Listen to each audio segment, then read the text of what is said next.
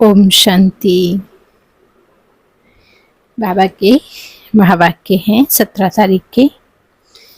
बाबा हमसे कहते हैं, मीठे बच्चे, गृहस्थ व्यवहार में रहते हुए ऐसा ट्रस्टी बनो कि किसी भी चीज में तुम्हारी आसक्ति नहीं रहे।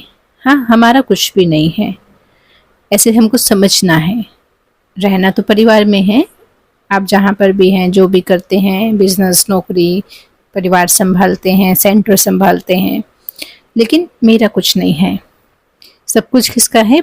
बाबा का है, भगवान का है। ऐसा अंदर से समझकर अनासक्त रहना है। फिर बाबा ने हमसे प्रश्न पूछा है, तुम बच्चों के पुरुषार्थ की मंजिल कौन सी है? हाँ, हम कहीं जा रहे हैं, हमें पता है कि हम कहाँ जा रहे हैं। अपने घर से माउंट आबू जा रहे हैं या कहीं पे भी जाते, सेंटर जाते, तो पता होता है हमारी मंजिल कौन सी है।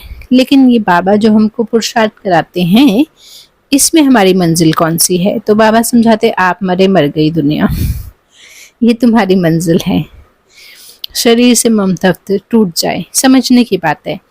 शरीर की आयु मैक्सिमम कितनी हो सकती है? 100 वर्ष मैक्सिमम आज के टाइम में। तो उसके बाद तो शरीर छोड़ना ही है। तो ये बात हमें पहले से ही समझनी है कि जो भी तत्वों की चीजें हैं शरीर सहित, टेम्पररी होता है, बदलता रहता है। तो उसे ममतत्व तोड़ना है।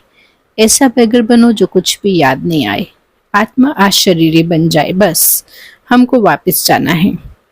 ऐसा पुरुषार्थ करने वाले बच्चे, बाबा कहते, बैगर से प्रिंस बनते हैं। जो कहेंगे सब कुछ बाबा का है, तो बाबा भी कहते सब कुछ आपका है। तुम बच्चे फकीर से अमीर, अमीर से फकीर बनते हो। जब तुम अमीर होते हैं तो उस समय दुनिया में एक भी गरीब नहीं होता है। ओम शांति। भगवान बच्चों से पूछते हैं, आत्मा सुनती है या शरीर सुनता है? आत्मा सुनेगी तो शरीर द्वारा ना। बच्चे लिखते हैं, फलाने की आत्मा बाप दादा को याद करती है, फलाने की आत्मा फलाने जगह जाती है। आत्माभिमानी बनने का पुरुषार्थ, ये जैसे आदत पड़ जाती है। हम आत्मा हैं क्योंकि बच्चों को आत्माभिमानी बनना है। जहाँ भी देखते हो, जानते हो, आत्मा और शरीर है, और इनमें हैं 2 आत्माएं। एक को आत्मा और एक को परमात्मा भी कहते हैं। परमात्मा खुद कहते हैं, मैं ब्रह्मा शरीर में, इनके शरीर में प्रवेश करता हूँ, जिनमें इनकी आत्मा भी रहती है। और शिव बाबा कहते, मैं इनके शरीर में प्रवेश करता हूँ। शरीर बगैर तो आत्मा रह नहीं सके। अब भगवान बाबा कहते हैं, अपने को आत्मा समझो। अपने को आत्मा समझेंगे तब बाबा को याद करेंगे और पवित्र बनकर शांति धाम में जाएंगे। और फिर दैवी गुण भी जितना धारण कर और कराएंगे, सवदर्शन चक्रधारी बनकर और बनाएंगे, उतना ऊंचा पद पाएंगे। इसमें कोई पूछते हैं तो पूछ सकते हो, यह तो जरूर है, मैं आत्मा हूँ। भगवान बाप बच्चों को ही कहते हैं जो ब्राह्मण बने हैं, दूसरों को नहीं कहेंगे। बच्चे ही प्रिय लगते हैं। हर एक बाप को बच्चे, अपने बच्चे जो भी पिता होते हैं लौकिक में भी, उनको भी अपने बच्चे प्रिय लगते हैं। दूसरे को बल बाहर से प्यारे करेंगे, परंतु बुद्धि में है ये हमारे बच्चे नहीं हैं। मैं बच्चों से ही बात करता हूँ जो भगवान बाबा को पहचानते हैं, क्योंकि बच्चों को ही पढ़ाना है, बाकी बाहर वालों को पढ़ाना तुम्हारा काम है। कोई तो झट समझ जाते हैं, कोई थोड़ा समझकर फिर चले भी जाते हैं। फिर जब देखेंगे यहाँ तो बहुत वृद्धि हो रही है, तब आएंगे, देखे तो सही। तुम यही समझाएंगे ना कि बाप सभी आत्माओं व बच्चों को कहते हैं, मुझे याद करो। सभी आत्माओं को पावन बाबा ही बनाते हैं। बाबा कहते, मेरे सिवाय और कोई याद नहीं करो, मेरी आवे बेचारी याद रखो, तो तुम्हारी आत्मा पावन बन जाएगी। पावन, पतित पावन। बाबा कहते, मैं एक ही हूँ, मेरी याद से ही आत्मा पावन बनेगी। इसीलिए कहते हैं, बच्चे माँ में कम याद करो। भगवान बाप ही पतित राज्य से पावन राज्य बनाते हैं, लिबरेट करते हैं, कहाँ लेकर जाते हैं? शांति धाम। फिर कहाँ आएंगे? सुख धाम। मूल बात ही है पावन बनने की। 84 का चक्र भी समझाना सहज है। चित्र देखने से ही निश्चय बैठ जाता है। इसलिए बाबा हमेशा कहते रहते हैं म्यूजियम खोलो भभक्के से, तो मनुष्यों को भभक्का खींचेगा। बहुत आएंगे, तुम यही सुनाएंगे कि हम बाप की श्रीमत पर ये बन रहे हैं। बाबा कहते हैं मामेकम याद करो और दैवी गुणों की धारणा करो। बैच तो जरूर साथ होना चाहिए। तुम जानते हो हम बैगर से प्रिंस बनेंगे, पहले तो श्री कृष्ण बनेंगे ना। जब तक श्री कृष्ण नहीं बने तब तक श्री नारायण बन नहीं सकते हैं। बच्चे से बड़ा हो के नारायण नाम मिले, तो इनमें दोनों चित्र हैं। तुम यह बनते हो, अभी तुम सब बैगर बने हो ना। यह ब्रह्मा कुमार कुमारियां बैगर्स हैं, इनके पास कुछ भी नहीं है। बैगर अर्थात जिनके पास कुछ भी नहीं हो। कोई कोई को हम बैगर नहीं कहेंगे, यह बाबा तो है सबसे बड़ा बैगर। इसमें पूरा बैगर बनना होता है। गृहस्थ व्यवहार में रहते आसक्ति को तोड़ना होता है। तुमने ड्रामा के अनुसार आसक्तियां तोड़ दी हैं। निश्चय बुद्धि बच्चे जानते हैं हमारा जो कुछ है वो तो बाबा का, हम बाबा को दे दिया है। कहते भी हैं ना, हे भगवान आपने जो कुछ दिया वह आपका ही है, हमारा नहीं है। वह तो होता है भक्ति मार्ग। उस समय तो बाबा दूर था, अभी तो बाबा बहुत नजदीक है, सामने उनका बनना होता है। तुम कहते हो बाबा, बाबा के शरीर को नहीं देखना है। बुद्धि चली जाती है ऊपर, भली है लोन लिया हुआ है शरीर है, परंतु तुम्हारी बुद्धि में है। हम शिव बाबा से बात करते हैं। यह तो किराए पर लिया हुआ रथ है, उनको थोड़े ही है। यह तो जरूर है ना, जितना बड़ा आदमी होगा तो किराया भी बहुत मिलेगा। मकान मालिक देखोगे, राजा मकान लेते हैं तो 1000 किराए का 4000 बोल देगा, क्योंकि समझते हैं ये तो धनवान है। राजे लोग कभी भी बोलेंगे नहीं ये तो जास्ती लेते हो, नहीं, उन्हों को पैसे आदि की परवाह नहीं रहती है। वे खुद कोई से बात नहीं करते हैं, प्राइवेट सेक्रेटरी ही बात करते हैं। आजकल तो रिश्वत बगैर काम नहीं चलता। बाबा तो बहुत अनुभवी हैं, वो लोग बड़े रॉयल होते हैं, चीज पसंद की बस, फिर सेक्रेटरी को कहेंगे इनसे फैसला कर लेकर आओ। ऐसे माल खोल कर रखेंगे। महाराजा महारानी दोनों आएंगे, जो चीज पसंद होगी उन पर सिर्फ आंख से इशारा करेंगे। सेक्रेटरी बात कर बीच में अपना हिस्सा निकाल लेते हैं। कोई कोई राजाएं साथ में पैसे लेकर आते हैं, सेक्रेटरी को कहेंगे इनको पैसे दे दो। बाबा तो सबके कनेक्शन में आए हैं, जानते हैं ना कैसे कैसे उन्हों की एक्ट चलती है। जैसे राजाओं के पास खजांची रहते हैं, वैसे यहाँ भी शिव बाबा के खजांची हैं। ये तो ट्रस्टी हैं। बाबा का इनमें कोई मोह नहीं है। इसने अपने पैसे में ही मोह नहीं रखा, सब कुछ शिव बाबा को दे दिया, तो फिर शिव बाबा के धन में मोह कैसे रखेंगे। हाँ, ये ट्रस्टी हैं जिनके पास धन रहता है। आजकल तो गवर्नमेंट कितना जांच करती है, विलायत से आते हैं तो एकदम अच्छी रीति जांच करती है। अब तुम बच्चे जानते हो कैसे बैगर बनना है। कुछ भी याद नहीं आए, आत्मा आज शरीर बन जाए, इस शरीर को अपना नहीं समझे, हमारा कुछ भी नहीं है। बाप समझाते हैं अपने को क्या समझो, आत्मा समझो। तुमको वापस जाना है। तुम जानते हो बैगर कैसे बनना होता है। शरीर से भी ममतत्व टूट जाए, आप मरे मर गई दुनिया, यह मंजिल है। समझते हो बाबा ठीक कहते हैं, अभी हमको वापस जाना है। शिव बाबा को तुम जो कुछ देते हो उसका फिर रिटर्न में दूसरे जन्म में मिल जाता है। इसलिए कहते हैं यह सब कुछ ईश्वर ने ही दिया है। आगे जन्म में ऐसा अच्छा कर्म किया जिसका फल मिल रहा है। शिव बाबा रखता तो किसका भी नहीं है। बड़े बड़े राजाएं जमींदार आदि होते हैं तो उनको नजराना भी देते हैं, फिर कोई नजराना लेते कोई नहीं लेते। वहां तो तुम कुछ भी दान पुण्य नहीं करते सतयुग में, क्योंकि वहां तो सबके पास धन बहुत है। दान तुम किसको करोगे, गरीब तो सतयुग में होते ही नहीं है। तुम अभी फकीर से अमीर और अमीर से फिर फकीर बनते हो।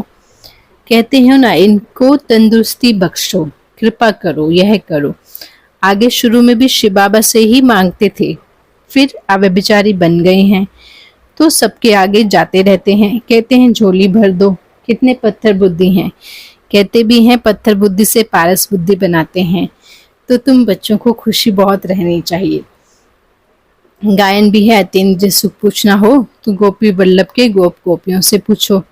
हाँ, किसको बहुत फायदा होता है तो बहुत खुशी होती है। तो तुम बच्चों को भी बहुत खुशी रहनी चाहिए। तुमको 100% खुशी थी, फिर घटती गई। अब तो कुछ भी खुशी नहीं है। पहले थी बादशाही की खुशी, हाँ बेहद की बादशाही, फिर होती है हद की राजाई, अल्पकाल के लिए। अब बिरले के पास कितना ढेर धन है, मंदिर बनाते हैं उससे कुछ भी नहीं मिलता। बाबा कहते गरीब को थोड़ा ही कुछ देते हैं। मंदिर बनाया जहाँ मनुष्य आके माथा टेकेंगे, हाँ गरीब को दान में देते तो उसका तो रिटर्न मिल सकता है। धर्मशाला बनाते हैं तो वहां पर भी बहुत मनुष्य जाकर विश्राम पाते हैं, तो दूसरे जन्म में उसका सुख अल्पकाल मिल जाता है। कोई हॉस्पिटल बनाते हैं तो भी अल्पकाल के लिए सुख तो मिलता है ना, एक जन्म के लिए। तो बेहद का बाप बच्चों को बैठ के समझाते हैं, इस पुरुषोत्तम संगम युग की बहुत महिमा है, तुम्हारी भी बहुत महिमा है जो तुम पुरुषोत्तम बनते हो। तुम ब्राह्मणों को ही भगवान आकर पढ़ाते हैं, वही ज्ञान का सागर है। इस सारे मनुष्य सृष्टि रूपी वृक्ष का बीज रूप है।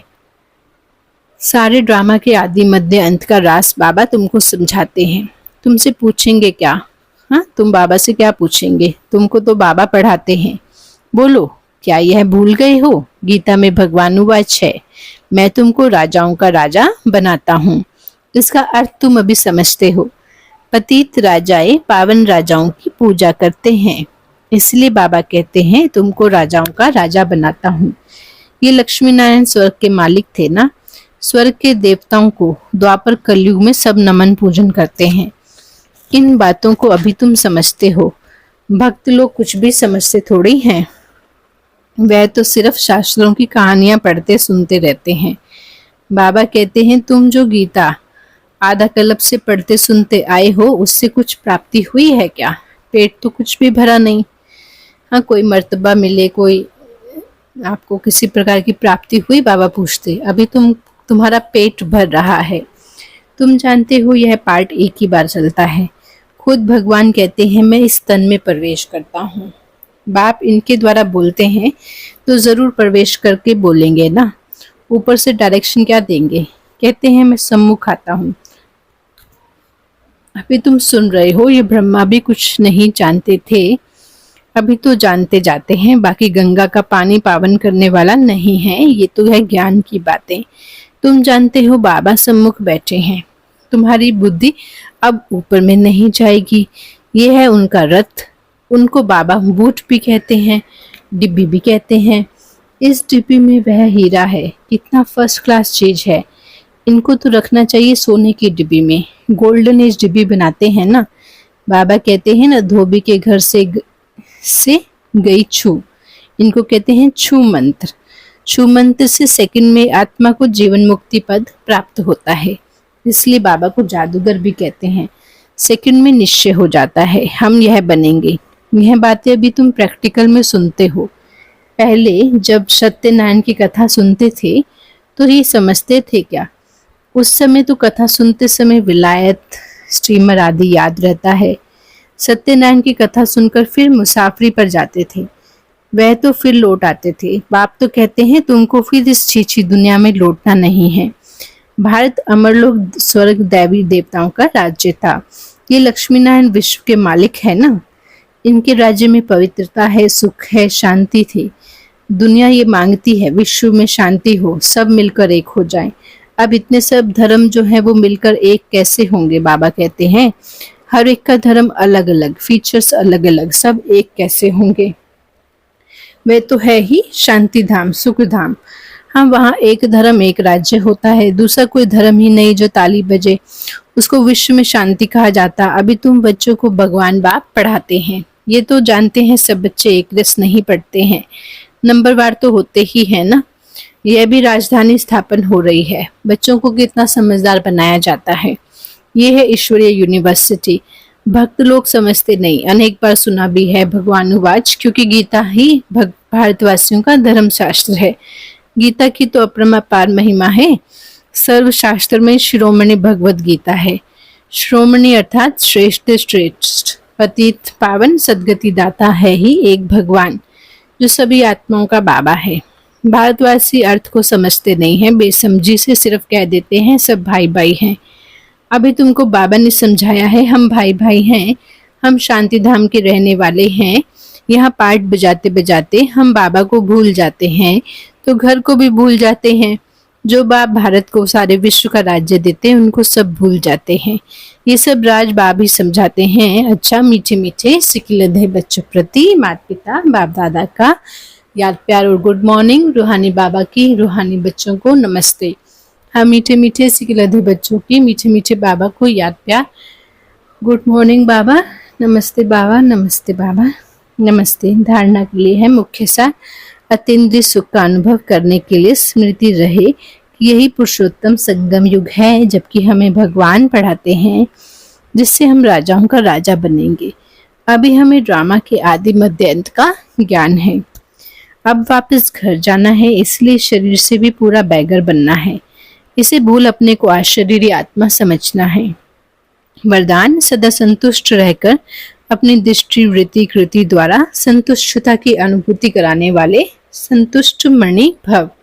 सदा संतुष्ट रहकर अपनी दृष्टि से वृत्ति से कृति द्वारा संतुष्टता की अनुभूति कराने वाले संतुष्ट मणि आत्मा भव।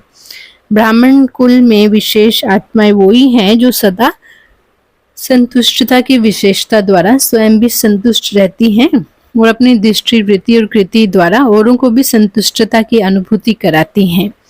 वही संतुष्ट मणियां हैं जो सदा संकल्प बोल संगठन के संबंध संपर्क व कर्म में बाप दादा के द्वारा अपने ऊपर संतुष्टता के गोल्डन पुष्पों की वर्षा अनुभव करती हैं। ऐसी संतुष्ट मणियां ही बाप दादा के गले का हार बनती हैं, राज्य अधिकारी बनती हैं और भक्तों की सिमरन की माला बनती हैं। स्लोगन है, नेगेटिव और वेस्ट को समाप्त कर मेहनत मुक्त बनो। नेगेटिव और वेस्ट को समाप्त कर मेहनत मुक्त बनो। ओम शांति। आज का सम्मान है, मैं संतुष्ट मणि हूँ। अपने को अनुभव करेंगे संतुष्टता की गोल्डन कमल पे बैठे हुए हैं और मस्तक में एक गोल्डन कलर की आत्मा चमक रही है, भरपूर है, संपन्न है, संतुष्ट है और गोल्डन कलर का पावरफुल ऑरा चारों ओर निर्मित है और वो धीरे धीरे चारों ओर संतुष्टता का वायुमंडल फैला रहा है। और उस ऑरा के संपर्क में जो जो आ रहे हैं वो सब संतुष्ट आत्माएं बनते जा रहे हैं। मैं संतुष्ट बड़ी आत्मा हूँ, संतुष्टता की वाइब्रेशंस चारों ओर फैलाने वाला संतुष्टता का फरिश्ता हूँ। विश्व की सर्व आत्माओं के प्रति शुभ भावना रखेंगे। सब संतुष्ट आत्माएं हैं, संपन्न आत्माएं हैं, भरपूर आत्माएं हैं, बाबा के वर्षे की वारिस आत्माएं हैं। ओम शांति। शुक्रिया बाबा। ओम शांति।